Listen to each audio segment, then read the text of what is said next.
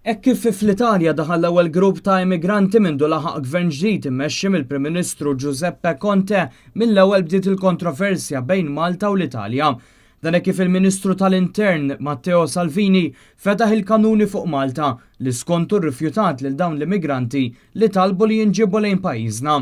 F'konferenza tal-aħbarijiet u għamilha ċara li mhux se jippermetti li Malta tibqa' tirrifjuta lil kull grupp ta' immigranti li jiġu salvati qrib pajjiżna.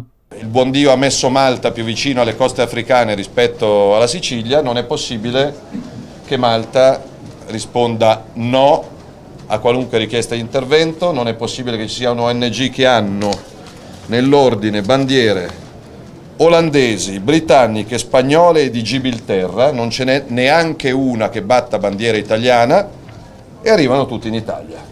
Matteo Salvini saħansitra appella lil NATO biex tiddefendi l-Italja mill-immigranti.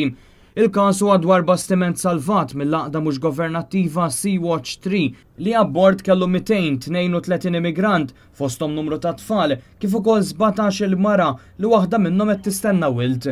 Dawn eventwalment niżlu f'Reġġo Kalabria wara sigħat ta' inċertezza. Iżda d-dikjerazzjoni ta' Salvini rrisponda l-Gvern Malti li tard filgħaxija permezz ta' stqarrija tal-Ministeru għall-Intern u s-Sigurtà Nazzjonali ċaħad kategorikament l-akkużi.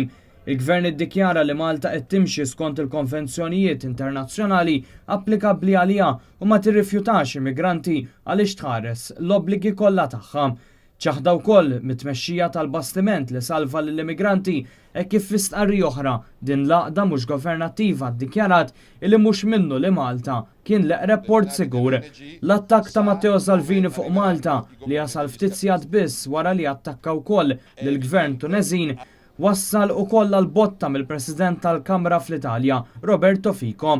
Fico, alleat ta' Salvini, iddikjara li organizzazzjonijiet li jgħinu lill-oħrajn għandhom jiġu mejjuna u li s-solidarjetà għandha tkun dejjem u ta' kulħadd u ma tappartjenix għal xi ħadd partikolari biss.